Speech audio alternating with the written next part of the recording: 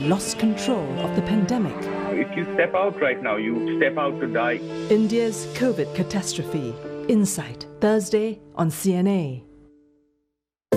Taiwan. I have witnessed how it has evolved into a beacon of democracy in Asia and a bastion of Chinese culture and tradition. Victoria Jan, CNA, Taipei.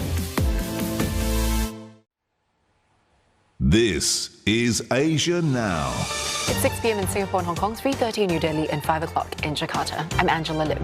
At this hour, New Delhi's lockdown extended by another week, but authorities say restrictions can be eased if daily infections drop. Voters in Vietnam head to the polls in National Assembly elections as the country battles its worst COVID-19 outbreak. And thousands of teachers in Myanmar suspended for opposing the military coup just a week before the school year starts.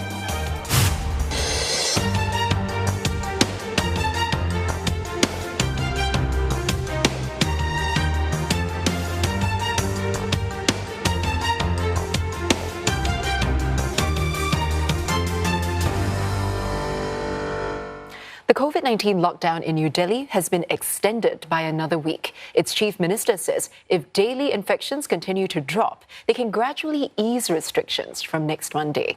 Nationwide, India reported more than 240,000 new infections and over 3,700 deaths.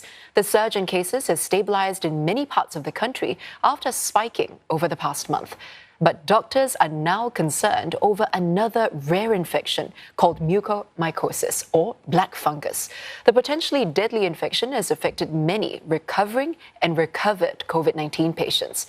In the past few weeks, thousands of black fungus cases have been reported across the country, with hundreds hospitalized and at least 90 dead. Various affected states have labeled the situation as an epidemic. Health authorities are now investigating if there's a link between the two infections. And for more, Ishan Garg joins us now from New Delhi. Now, Ishan, first up, why another week of lockdown in the capital, and will it be enough to ease the controls after that? Well, in New Delhi, the most recent data shows that more than close to about 2,000 people have been infected with COVID-19. And this is a large number of infections for a city the size of New Delhi. But if we compare it to where Delhi was just 1 month ago, 28,000 infections were being reported every single day. So the lockdown has helped bring down the number of infections. And that's why the chief minister is now saying that if the lockdown is extended by another week, the case numbers will be able to come down even further. And even after that, it's not that the city will be reopened completely. There will be a phased unlocking. That's what the chief minister has said. Now, the positivity rate in the city has also dropped drastically. Just 1 month ago, almost 1 in every 3 person was testing positive for COVID-19. And now that number is just over 2. So we have seen that the lockdown has helped bring down the number of infections. And because of this, there is hope that the unlocking will start from next week. But of course, experts are saying that what happens when you unlock a city as massive as Delhi is that you only delay the peak. And now authorities have also warned that there will be a third wave of COVID-19 and Delhi will again perhaps be impacted by it. So authorities are saying that they've had the time during the second wave lockdown to build up the medical infrastructure. And now as the phases reopen the city, they will brace again for the third wave. Now, Ishan, on top of COVID-19, black fungus has killed dozens across India and it's also been referred to as an epidemic in some affected states. What do we know about the link between black fungus and COVID-19? Well, it's appearing in patients recovering from COVID-19, and the exact cause of it is not yet known. I mean, the fungus does occur naturally out in the open, and several doctors, they have theories about why this must be occurring. What's known for certain, as per the government, is that this is occurring mostly in people with comorbidities, especially people who have got diabetes. Now, some doctors are linking this to overuse of steroids in some patients. And the latest reports are also saying that some are concerned that zinc, which is one of the vitamins and mineral prescribed for people recovering from COVID-19, could be a reason for it. Some of the doctors that I have been speaking to, they are worried that because a large number of commercial oxygen has been supplied for medicinal use, there might be a chance that people are getting infected because the equipment that's carrying the oxygen is not thoroughly cleaned, is not thoroughly sanitized. So there are concerns among doctors, and they are calling for quicker sanitization, more effective cleaning of the equipment, because after all, it is a fungal infection. And the government has diverted close to about 30,000 vials of the antifungal drug that's used to treat it. They're saying that it's no cause for alarm at the moment, and hopefully clinicians will be able to find a way to deal with it in a more efficient manner. Ishan, thank you so much for that update. That was Ishan Garg live in New Delhi.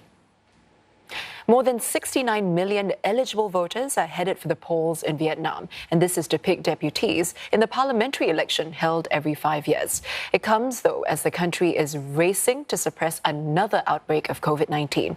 Voters will choose from 866 candidates vying for a place in the 500-seat National Assembly. The number of independents has dropped to 74 this time, or around 8% of the total seats. The rest are Communist Party members. Residents are also voting for members of the People's Councils at provincial and district levels. The elections are usually held after the ruling Communist Party holds its Congress to select a new leadership. At the same time, Vietnam is fighting its fourth and largest wave of coronavirus infections. Authorities today reported 33 new cases. The country has logged more than 5,000 cases in total, and more than 2,000 of those have been reported since the new wave began in late April. But authorities have assured voters that they've been working hard to ensure a safe election. Trong 3-4 tháng gần đây, mặc dù phải đối phó với đại dịch COVID-19, đồng thời bảo đảm sản xuất kinh doanh, công tác, cử tri vẫn tham gia rất tích cực và có trách nhiệm vào việc chuẩn bị cho cuộc bầu cử lần này. Thailand has tightened its border control measures after authorities detected the South African variant of COVID-19 near its border with Malaysia. At least 9 villages in Tak Bai district are under lockdown, and that's where the first cases of the variant were detected. Authorities say the South African variant entered Thailand as a result of illegal border crossings. Thai Health Ministry says the strain found in Tak Bai, where it was first detected, is similar to those found in Malaysia. So far, 81 cases of the variant have been detected. Thailand says it will increase manpower, checkpoints and electric surveillance along all land borders. It has also ordered officials to be tougher on illegal migrant trafficking. Authorities have meanwhile imposed movement restrictions on markets and call centers around Bangkok as it struggles to contain its worst coronavirus outbreak yet. Thailand recorded nearly 3,400 new infections and 17 new deaths. Malaysia is putting a cap on time customers spend inside stores. Shoppers can only spend a maximum of 2 hours in retail premises, including shopping malls. It's part of tougher COVID-19 restrictions that will kick in on Tuesday. And it comes amid a fresh record of daily cases. Nearly 7,000 new infections have been reported, Malaysia's highest 24-hour tally since the pandemic began. It's also the 5th straight day the country has seen more than 6,000 new cases. The recent surge has prompted authorities to tighten its existing movement control order.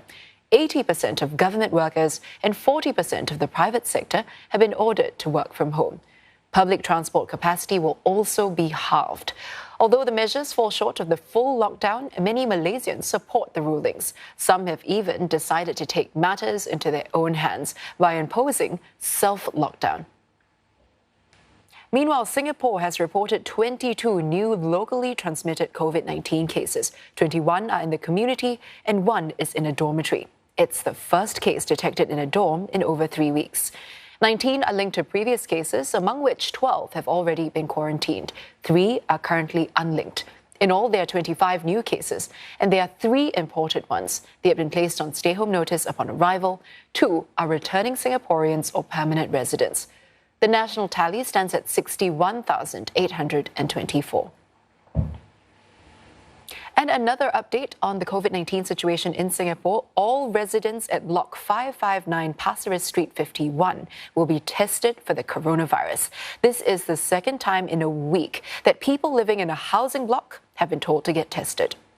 In a Facebook post this morning, MP Desmond Tan said the Ministry of Health notified them of infections found in residents of that block.